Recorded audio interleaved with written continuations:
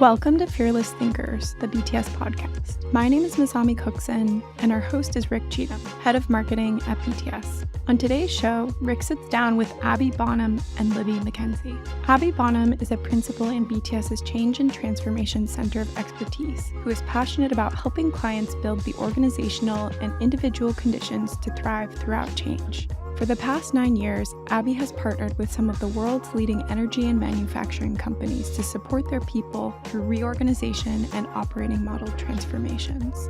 Libby MacKenzie is a director at BTS. She specializes in driving strategic alignment and cultural transformation using customized simulations. Prior to BTS, Libby worked in global business development and project management for an Australian startup supporting high-potential young female leaders at Fortune 500 companies. Hey Rick, how are you doing today? I'm doing really well. How about you? Can't complain. Kind of funny though, the office today, it's super windy out, so it kind of sounds like I'm on a chairlift. Yeah, kind of a unique experience and hopefully a preview for future ski trips. It's funny, Masami, but I grew up skiing and absolutely loved it. But as time has gone by, I hate being cold. So for as much as I love being outdoors, love the idea, I'm just a little too used to the comforts of inside when it comes to wintertime. Fair enough. Skiing's not for the faint-hearted, so I totally understand. Well, hey, to me, this was a really interesting conversation because I never really thought of decision-making as a thing that could be developed within the structure of an organization and ways of working or cultivated within an individual or a team. So I learned more from this discussion than I have in a very long time. And from a preview standpoint, they do go deep in those concepts of what must be true from an organizational standpoint and what must be true from an individual standpoint to really shift how decisions are made within an organization. Wow, that's super awesome. I can't wait to hear more. Let's go. So Libby, Abbey, welcome to the show. Thanks, Rick.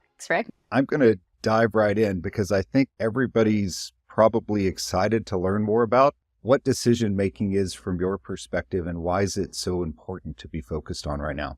So in a nutshell, the way that we define decision making within organizations is that effective decision making includes setting an intent, identifying and weighing potential options, and then committing to a choice and actually moving forward with that choice. And so when we talk about decision-making and really the spike of struggle that we've been hearing from many organizations across industries recently, we're talking about this both at the individual and the organizational level in terms of decisions that individuals make within their own remits and more organizationally in terms of how decisions are made in the system and to what extent those are happening at pace and quality that the business needs them to. Wow. So when I think about that, the hardest thing that I see, it's the very last thing you said, Libby, in your definition of decision making, which is actually taking the action. I see lots of organizations saying, hey, this is where we should go, but then not actually going because marketplace dynamics shift so quickly or budget's not really my own anymore. A variety of reasons people have to not take that action. So I'm wondering if you could potentially go just a little deeper. There's a lot of factors at play in organizations around making decisions and executing those decisions. And when we look at sort of the external decisions, to your point around speed and how quickly the world is changing, AI and ChatGPT has really just taken off. And technology available to enhance decisions continues to evolve rapidly. And that means that customer needs are evolving. It means people expect quite a different way of looking at those decisions because of the new tools and resources and the volume of data available in making those decisions. So I'm curious, when you think about the impact of big data on decision making, how is that playing out in the behaviors of people in these organizations, especially with some of the frameworks? So when we look at people making decisions with this extraordinary amount of data, having access to that data is really important. And we're seeing in a lot of organizations, people don't necessarily have the right amount of data available to them. They may not have consistent data available to them across the organization. And with things moving as quickly as they are in today's day and age, if you run a report yesterday, it may not be relevant today. And I think To some degree, that can feed into the I don't have enough data mindset that we can see at the individual level. If you know that there is more data out there, a lot of people like to operate in the black and white. And so if you are being asked to make a decision in the gray, which means that you're making a decision with probably incomplete data, that's really hard for some people. And so how do you get them into a mindset of being more comfortable making decisions, knowing that the data that they have is incomplete, but that it's sufficient enough to move forward at that point in time? Also, it has to do with how reversible the decision is. And that's something that people sometimes struggle with. And so there's also a need for people at an individual level to see what the magnitude of the decision is that they're making and adjust the amount of data that they're using accordingly. Sometimes even the broader culture around accountability can make the moving to action really challenging for some companies. And I think that the data plays into it as well, but there are also increased, I think, awareness, which is a great growth factor around harnessing diverse perspectives, but it also can be kind of paralyzing. And I think that's a challenge that organizations struggle with that also leads to a lack of action in some cases. And one of the things that we've seen coming out of the pandemic, in a lot of organizations, we're seeing that because things had to move so swiftly when the world shut down, a lot of the decisions got sucked up into higher levels than they normally would be. And now we're 3 years down the road and finding that a lot of leaders who've grown within that period of time to a place where they are making a lot of decisions, they haven't had the experience and the empowerment to make a lot of the decisions that they should have historically been making at their level. So there's almost a fatigued muscle around decision making that we're seeing in a lot of organizations, and we're seeing a lot of companies are really struggling to push decision making back down because of what happened around the world and just the natural way that a lot of organizations had to tackle things. That said, Abby was just sharing an example of another client who had the exact opposite.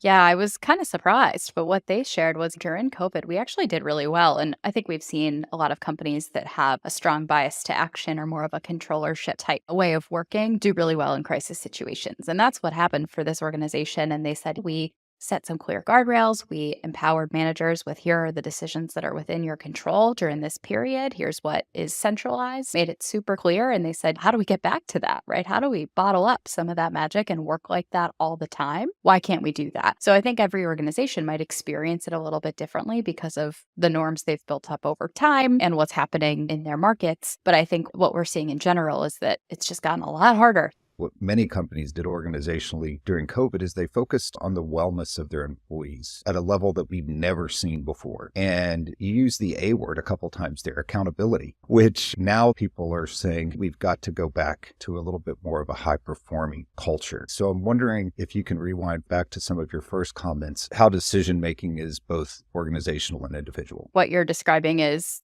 kind of the opposite of the example I shared where this company was able to successfully structure and create the right guardrails for individuals at every level to act with clarity. We've codified it really into, if you consider both the individual and the organizational, and then there are two other sides to the coin. There's knowing and there's doing. And on the knowing side, we are talking there about more of the organizational knowing around role clarity and the understanding of the actual structure, the operating model. Whereas on the doing side, for example, for individuals, they also need to be equipped with the right sort of mindset about their own roles, the right sort of beliefs, not be stuck in any imposter syndrome, holdups, for example, that might prevent them from stepping into ownership on a decision that is technically within their remit.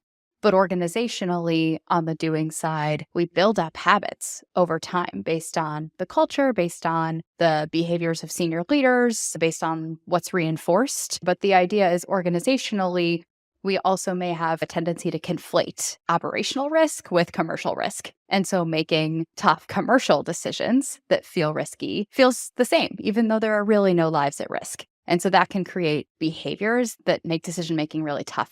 When you're talking about making decisions in that gray area, is there a model or a tool out there that helps to make that easier? Unfortunately, no. I was afraid you were going to say that.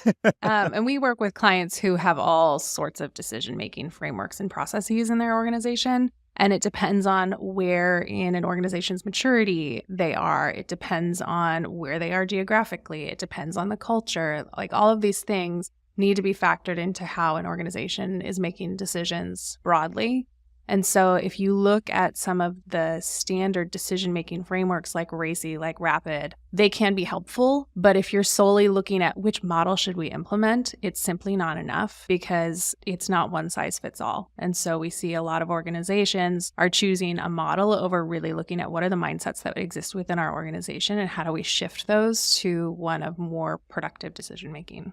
Yeah. And to Libby's point, it can be really helpful, and I don't want to discount it. The model itself just matters less than first getting super clear on, due to this company's unique context and pain points, what are the focus areas, the things that we really need to shift from a mindset and belief perspective. And that should come first. And then the right model can support or fall out of that. The risk is putting the cart before the horse on that, with the model being the cart. So given that decision-making isn't a one-size-fits-all, and that makes a lot of sense, I'm wondering if you could kind of help us think about the approaches that most people are taking with decision-making and where those things are potentially working and also where they're creating some gaps. A lot of the models that people tend to lean towards, one of the challenges is all of a sudden people can really struggle with, when is this model appropriate for the decision that we are making versus, truthfully, I can just go make this decision on my own. The magnitude of the decision isn't that big. And I think people can really struggle with messaging throughout an organization is, if we're implementing this new model, this applies to all decisions. And so there's not a lot of flexibility communicated and like, here's when we should be using this particular model. And here's how you should think about decision making when the model isn't appropriate. I'm wondering if you could summarize what you're seeing as the common approaches and help us understand a little bit more around the gaps that those approaches create. Overall, there are a lot of ways to approach decision making, and there are a lot of components to it. And what's challenging is that no one person in an organization owns it, right? It's kind of like culture in that way. It really takes a village, takes the whole organization to move the needle on decision making. So what we do see the best organizations doing is starting with the root cause. But when we're not quite doing that, some of the most common approaches that are well-intended and leave unintended gaps is, for example, the first one, starting with choosing a model, right? Trying to fix the problem with a model without considering the underlying beliefs, mindsets, norms that the company has held for years that are actually driving the behavior as opposed to the process itself. The challenge with some of these models, whether it's custom or whether it is one of your off-the-shelf models, is they can feel a little bit too rigid and they can really slow down decision-making within an organization because people aren't forced to think through or empowered and encouraged to think through, where is it appropriate to use this model versus not. So I guess what I'm hearing you say with these first two is it really is about model or process over outcome in the approach or way of thinking. Is that a fair summary? Yeah. Yeah.